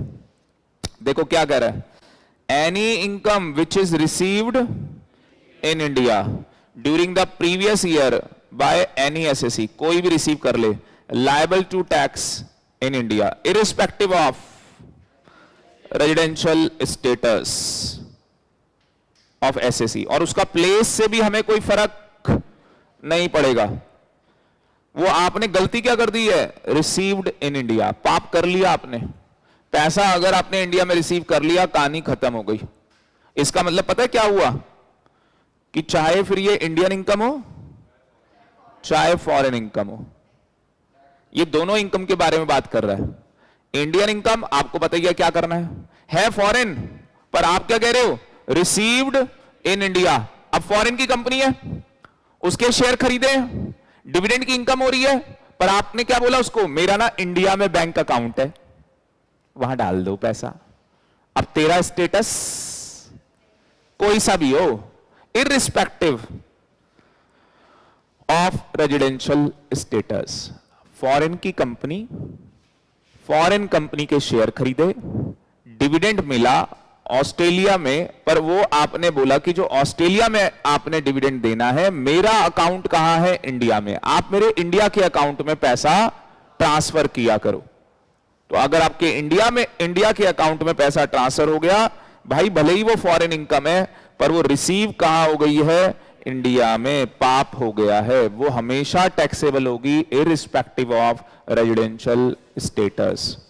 अब मुझे बताओ, हम सब यहां रहते हैं, हमने यहां रिलायंस इन सब के शेयर खरीदे हैं, क्या हम में से कोई बंदा ऐसा काम करेगा, अमेरिका में ना मेरा अकाउंट है वहां पैसा भेज दो, नहीं करेगा। जो वहां का नॉन रेजिडेंट होता होगा, नॉन रेजिडेंट ऑस्ट्रेलिया का, हमारे लिए मतलब नॉन रेजिडेंट, वो क्या इंडिया में पैसा भिजवाता होगा, क्या नहीं भिजवाता होगा। इसका मतलब ऑर्डिनरी वाला और एनओआर वाला, जो ऑर्डिनरी रेजिडेंट है, जो हम लोग हैं, हमने किसके शेयर खरीदे हैं, इंडिया में बैठ के बाहर की कंपनी के, और उनको क्या बोला कि हमारा अकाउंट तो यहीं पे है, यहां पैसा भेजो। हम ऑर्डिनरी है तो भी टैक्सेबल, नॉट ऑर्डिनरी है तो भी टैक्सेबल। तो हमें करना क्या चाहिए? प्लानिंग क्या है? टैक्स प्लानिंग सीखो। यहां पे क्या है कि सर हमें अपना स्टेटस बनाना चाहिए एनओआर का, वाइफ को समझाना चाहिए देख हमें बाहर जाना पड़ेगा, बाहर गए नहीं तो हमारी जो बाहर वाली इनकम है ये सरकार उसके ऊपर भी क्या ले लेगी? टैक्स ले लेगी। अब पता है आपके दिमाग में क्या चलने लग जाएगा कि जो पैसा बाहर कमाएंगे वो बाहर ही रिसीव कर लेंगे, फिर देखते हैं ये टैक्स कैसे लगाएं। यही करने वाले हो ना प्लानिंग। सबका बाप सेक्शन 9, सबका बाप सेक्शन 9, समझ रहे हो कुछ? अगली क्लास तो इतनी क्लासिक होने वाली है, आप पागल हो जाओगे कि ये सर हो क्या रहा है। क्यों? हम तो सोच रहे थे एक बार अगर फॉरेन मतलब बाहर पैसा कमा लिया, बाहर ही अमेरिका में ऑस्ट्रेलिया में अकाउंट खुलवा लेंगे, वहीं रिसीव कर लेंगे। ये सेक्शन 9 तुम्हारी चलने नहीं देगा। डीम्ड सेक्शन 9, आप हेडिंग देखो, सेक्शन 9 की आप हेडिंग देखो क्या लिखा है। इनकम एक्रूअराइज इन इंडिया, और नहीं भी हुई हो ना एक्रूअराइज, डीम्ड है, हम मानेंगे एक्रूअराइज इंडिया में हुई, हम मानेंगे, हम मान लेंगे, तू मत मान, हम मान लेंगे, तू मत मान, हम मान लेंगे, कहानी खत्म। तो सेक्शन 9 आपको फंसाएगा।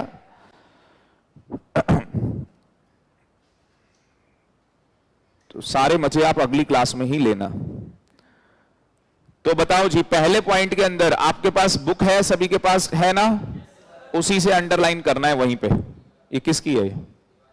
ठीक है, ये वाली नहीं है? तेरे पास कौन सी वाली है भाई? आगे बात समझ में। और ये होली के बाद पूरी किताब मिलने वाली है, पूरा इनकम टैक्स कहानी खत्म। डायरेक्ट टैक्स, हाँ, जीएसटी की अलग है मेरी किताब। अच्छा, जीएसटी मिल गई, क्या बात है, पढ़ने से पहले ही हमने किताब ले ली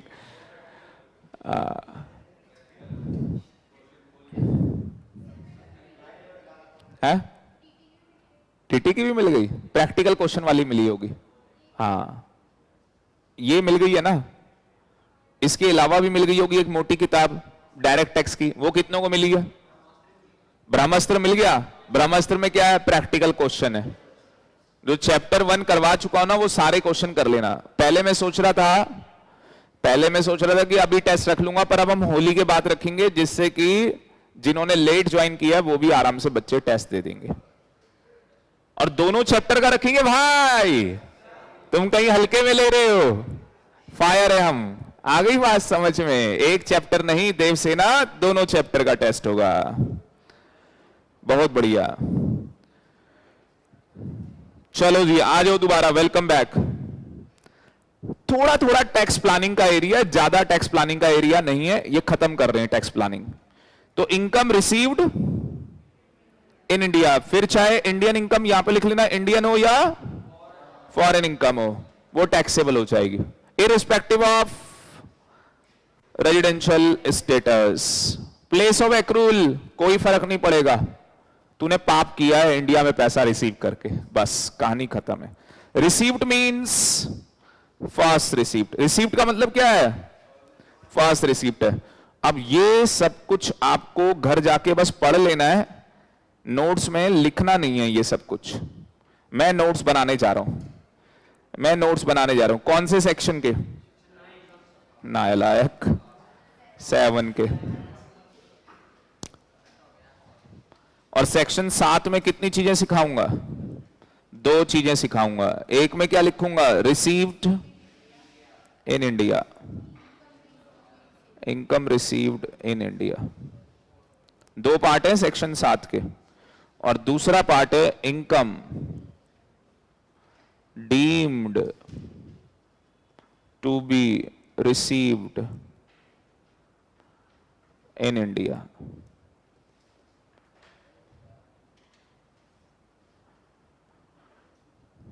पहले मैं ये सब ना आपको चार्ट बना के लेके आने वाला था, चार्ट पेपर ये सब खरीद के बनाने वाला था, बट मेरे लड़के की क्या करे, तबीयत खराब हो गई, उसको फीवर हो गया, तो मैं कुछ कर ही नहीं पाया। और आज भी उसकी मम्मी ने कहा कि सुबह इसको आप हॉस्पिटल मतलब वो डॉक्टर के पास लेके जाओ, क्लिनिक में दिखा के लेके आओ। मैंने कहा नहीं, मेरी क्लास है, मैं जा नहीं सकता। समझ रहे हो आप ये कहानी? क्या करें?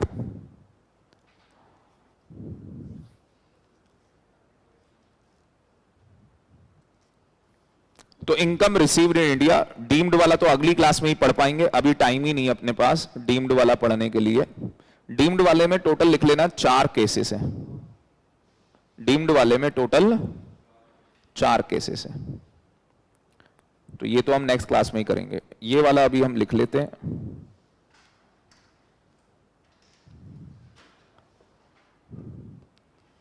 Income received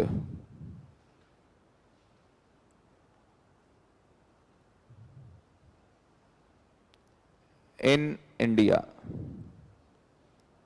Income received in India during the previous year.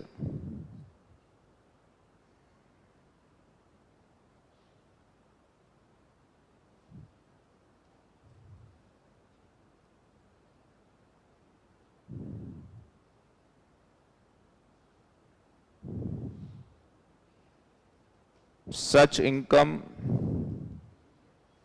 हाँ जी, पी वाई का मतलब प्रीवियस है। Such income is always taxable, always taxable irrespective of residential status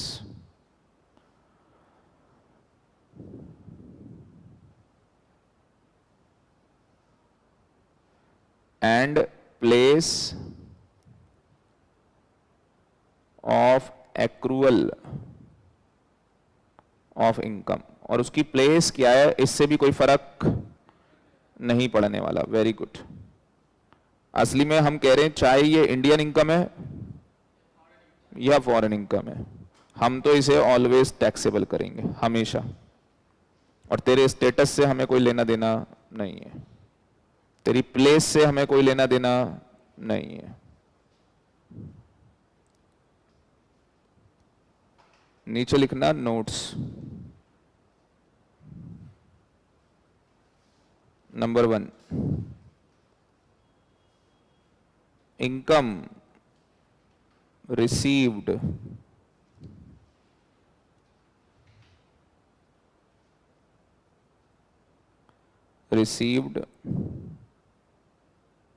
means, income received means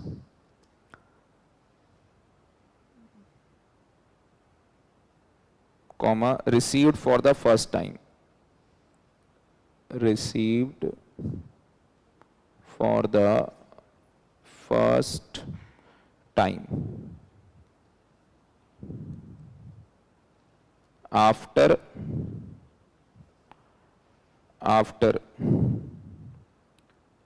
receiving income outside India, comma subsequently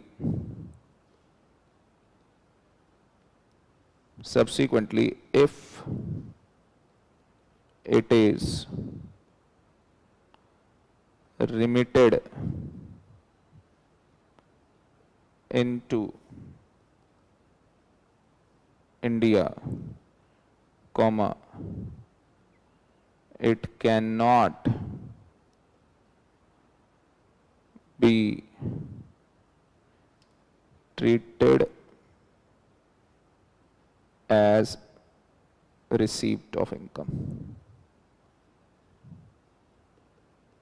receipt of income।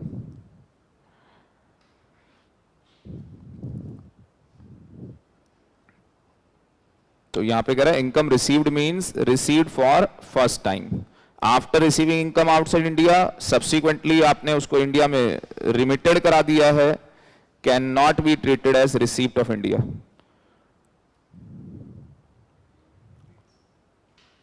Remitted means second receipt, अभी बताते हैं, second receipt.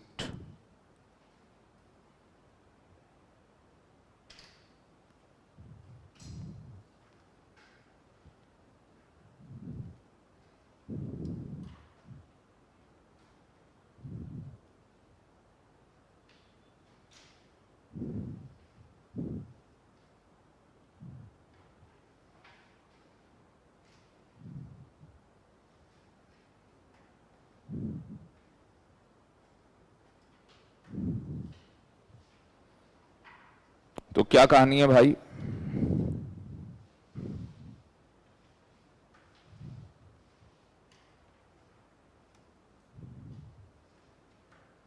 लिख लिया हो तो बता देना। चलो बहुत बढ़िया, दोबारा से देखते हैं। सेक्शन 7 कितने पार्ट के अंदर है? 2 पार्ट के अंदर, एक में रिसीव्ड इन इंडिया, एक में deemed to be received India. Deemed के अंदर 4 केसेस हम लोग देखेंगे, रिसीव्ड की बात करते हैं। रिसीव्ड में उसने बोला है जो इनकम आपने इंडिया में रिसीव कर ली वो ऑलवेज टैक्सेबल होगी इररिस्पेक्टिव ऑफ रेजिडेंशियल स्टेट, और उसका प्लेस ऑफ एक्रूल क्या है उससे कोई फर्क नहीं पड़ता। नोट लिखा कि जो भी इनकम आप रिसीव कर रहे हो वो फर्स्ट रिसीव्ड होना चाहिए, मतलब पहली बार वो रिसीव हो रही है तो ही उसे रिसीव बोला जाएगा। अगर वो रिसीव होती है आउटसाइड इंडिया, अगर वो रिसीव कहां होती है? Outside India. तो आप जॉब कहां कर रहे थे? ऑस्ट्रेलिया में। कंपनी भी कहां की? ऑस्ट्रेलिया की। आपको सैलरी भी कहां दे रही थी? बाहर। आप इंडिया में रिसीव नहीं कर रहे थे। 10 साल काम किया, 5 साल काम किया, और अब उस पैसे को subsequently it is remitted. Subsequently मतलब सेकंड रिसीप्ट। अब वो पैसा कहां आ रहा है? इंडिया आ रहा है। तो सरकार कोई टैक्स नहीं मांगती है। क्यों? आप फॉरेन की लक्ष्मी लेके आ रहे हो, बहुत सारा आप धन कमा के लेके आ रहे हो। आपको पता ही है $1 इज इक्वल टू 80 कितना है? 83 84 रुपीस। बात समझ रहे हो? आज क्या करो, आज से डॉलर खरीदने स्टार्ट कर दो, मिल सकते हैं, कोई दिक्कत नहीं है, ठीक है। आगे बात में ऑथराइज्ड डीलर होते हैं, एडी। इंडिया का नोट दो और फॉरेन डॉलर ले लो, ठीक है, पर इतने मत इकट्ठा कर लेना तुम्हारे घर में रेट पड़ जाए, फिर बोलोगे सर ने बोला था। उसकी लिमिट होती है फैमा के अंदर कि इतना डॉलर आप अपने घर में रख सकते हो, उससे ज्यादा डॉलर आप रख नहीं सकते। एक फैमा लॉ है, फॉरेन एक्सचेंज मैनेजमेंट एक लॉ है। इस लॉ के अकॉर्डिंग उतना ही फॉरेक्स आप अपने पास रख सकते हैं, उससे ज्यादा आप रख नहीं सकते। कि डॉलर है क्या है? अच्छा, बाहर कंट्री है ना, मतलब बाहर की करेंसी है। आई थिंक 2000 के आसपास डॉलर की होती है। हाँ, बाकी देखना पड़ेगा, चेंज होती रहती है। तो कहानी कुछ समझ में आ रही है क्या? क्योंकि पता है क्या, आज आप डॉलर रखोगे ना, 5 साल के बाद ये पता लग रहा है कितने का हो जाए, 150 के आसपास हो जाए। बहुत पैसा कमा लोगे। बिल्कुल नहीं, नहीं इतनी नहीं गिरी, बहुत छाप लोगे। आज से आप 5 साल पहले का देखो, चेक करो। आज 2023 चल रहा है, आप लोग अपने अपने मोबाइल पे 2015 का रेट चेक करो, डॉलर का क्या था, चेक कर लो। 2015 डॉलर रेट सभी के पास होता है मोबाइल। 2015 में डॉलर का रेट क्या था?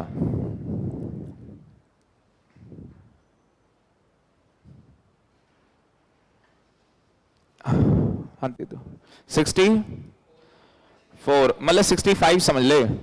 ये 65 आज 85 मान ले, कितने रुपए कमा लिए? 20 रुपए कमा लिए। $1 20 रुपए की अर्निंग। और अगर $1,00,000 होते तो 20 लाख रुपए कमा लेता आदमी। कितने साल में? साल कैलकुलेट कर लो, 8 साल। कितने की रिटर्न हो गई चेक कर लो, कितना कमा लिया 8 साल के अंदर। अच्छा, मुझे 8 साल में कितना कमा लिया? चलो 10 साल में कमा लिया 20 लाख यार, 10 साल में 20 लाख। 1 साल का 2 लाख रुपए रिटर्न। लोग वैसे ही नहीं कमाते हैं, आप वैसे ही कमा गए 2 लाख रुपए। बेनिफिट हो गया नहीं हो गया? और अगर आज आपकी जेब में 20 लाख रुपए होते, आपके फादर ने डाले होते, चलो आपके फादर ने, अदरवाइज मत लेना, उन्होंने टैक्स की क्लास ली और उनको ये चीज बताई जा रही थी क्लास में। 2015 का बैच था उनका, मेरी तो एक किताब भी पढ़ी है नीचे 2015 वाली, और उन्होंने डॉलर में पैसा लगा दिया। और आज $1 लाख हो गए थे, दे दिए, 20 लाख रुपए आ गए। मुझे बताओ कितना मजा आएगा कि बच्चा 18 साल का हो और उसको बोलो ये ले जी 20 लाख रुपए तेरी कमाई है। ये तेरी कैसी, जब तू पैदा हुआ था ना तो डॉलर खरीदे थे। आ गई बात समझ में? सही कह रहा हूं। ऐसे आज की डेट में बच्चों को पैसे नहीं देने, ज्यादा पैसे दे दोगे तो बच्चे बिगड़ जाएंगे। तो कहने का मतलब क्या है कि रिमिटेंस समझ में आया क्या होता है? कि पहले आपने रिसीव बाहर किया और बाद में आप उस पैसे को कहां लेके आ रहे हो? इंडिया लेके आ रहे हो। जैसे आपकी मम्मी ने पापा से पैसे लिए और आपकी मम्मी उसके बाद क्या कर रही है? आपको पैसा दे रही है, तो वो रिमिटेंस है, वो रिसीव्ड नहीं है। जैसे मैंने आपको कुछ बेचा तो इसको बोलेंगे सेल, आगे आप बेच रहे हो रीसेल, फिर वो सेल नहीं होती, वो रीसेल होती है। कुछ समझ रहे हो ना? तो पापा ने किसको पैसे दिए? मम्मी को, तो वो क्या हो गया? रिसीव या रिसीप्ट बोल लो उसको, फर्स्ट रिसीप्ट। उसके बाद तो वो सेकंड रिसीप्ट हो रही है ना, तभी तो मैंने सेकंड लिखा था। तो सेकंड रिसीप्ट को क्या बोलेंगे? रिमिटेंस। और रिमिटेंस कभी टैक्सेबल नहीं होता। रीजन क्या है उसका? वो टैक्सेबल क्यों नहीं हो रहा? क्योंकि सर ये पैसा बाहर कमाया है, बाहर ही रिसीव किया है, अब उस पैसे को इंडिया लेके आ रहे हैं। सरकार तो चाहती है ज्यादा से ज्यादा फॉरेक्स इंडिया आए। जितना ज्यादा फॉरेक्स हमारी तिजोरी में होगा सरकार की, उतना ही ज्यादा रुपये की वैल्यू स्ट्रांग होगी। यस और नो? सारा अमेरिका का डॉलर इंडिया में भर दो, फिर देखो उल्टा सीन हो जाएगा। है भाई, हमारे 80 उनका 1 ले भाई, मतलब हमारा 1 उनका 80, उल्टा हो जाएगा। कितना मजा आएगा। फिर यहां से हम अमेरिका जाएंगे नोट उड़ाने के लिए। ठीक है जी, बात समझ में आ रही है? तो आज केवल क्या किया है? सेक्शन 7 का एक पार्ट किया है। मैंने ऐसे ही नहीं बोला था कि 6 घंटे लगने वाले, 2 घंटे में सेक्शन 5 और सेक्शन 7 का एक पार्ट। अगली क्लास में सेक्शन 7 का एक पार्ट होगा, सेक्शन 9 पूरा नहीं होगा, आधा होगा। फिर वो अगली क्लास में जाके पूरा कंप्लीट होगा और फिर जाके चैप्टर पूरा कंप्लीट होगा। आज के लिए इतना ही। Thank you very much. बहुत मजा आया और बड़ा अच्छा लगा। तो आप लोग पढ़ के आना चाहिए। आप लोगों को मजा आया? वेरी गुड, पढ़ते रहे अच्छे तरीके से। ऑनलाइन वाले बच्चे बता दो भाई, ऑनलाइन वाले।